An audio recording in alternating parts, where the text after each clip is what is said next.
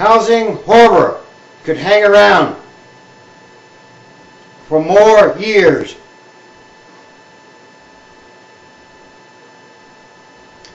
The bigger problems brought on by the mortgage meltdown may linger if earlier price plunges in Texas, Los Angeles, and Boston are any indicator now.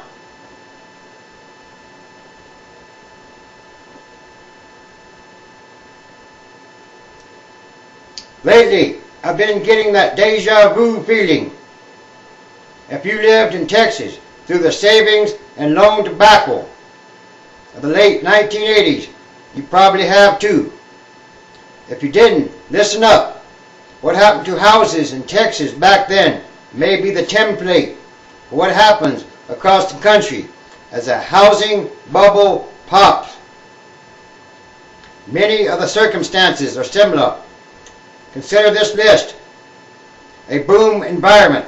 Back then, Texas had been in a long building boom, fueled by rising oil prices. Housing prices had risen nicely for years. Many Texans who had started with next to nothing were enjoying a new feeling of wealth as they moved from one appreciating house to another.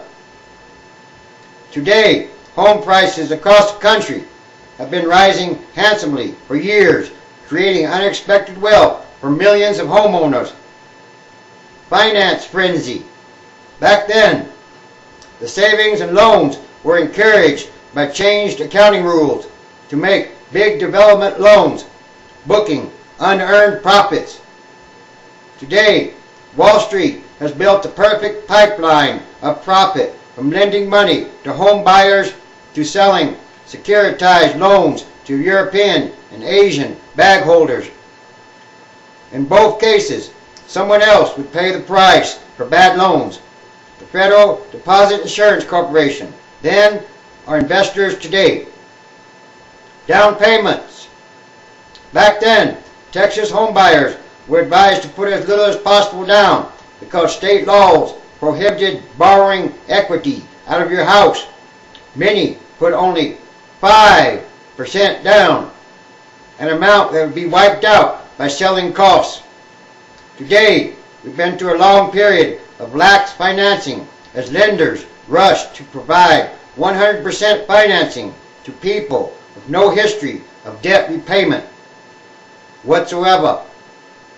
Low interest rates. Back then, builders marketed houses by buying down mortgage interest rates for a year or two. After that, the interest rate and monthly payment rose. Many homeowners saw their payments rise as the value of their houses fell.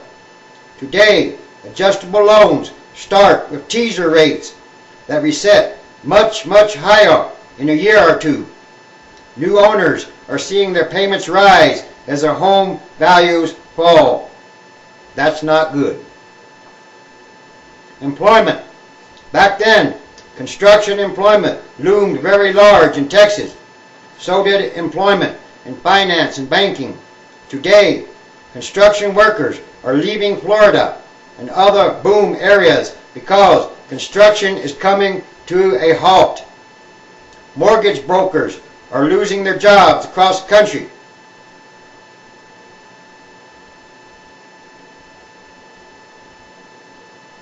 Rethinking home equity. Company offers cash now in exchange for a negotiated percentage of the home's appreciation when it sells. Though the national index figures reflect the illusion we most favor, a steady and virtually guaranteed rise in home prices, a very different picture emerges when you examine price indexes by state or metropolitan area. Here are some examples. In Houston, the first Texas city to fall in the oil bust, the home price index peaked at 108.5 in 1983. It also bottomed early, hitting 81.5 in 1987, but it was a long bottom. The index didn't recover to its 1983 level until 1997. So recovery from the market took a full 14 years.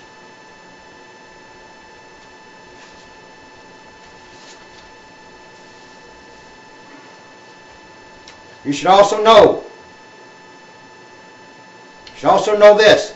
The Texas template tells us we could be in for a 14 to 25% decline and an 8-year to 14-year wait for recovery. Well, that's just too long to think about. That's real history. It's not hyperventilation from the Chicken Little chorus. You should also know that big-time housing come-downs aren't unique to Texas. Come-downs also hit other markets. Los Angeles peaked in 1990, bottomed in 1995, and wasn't fully recovered until 2000. Boston peaked in 1988, bottomed in 1992, and hit its recovery number in 1997. Actually, it may never recover. Not anytime soon or in the foreseeable future. Bottom line, love your house for the shelter and peace it provides.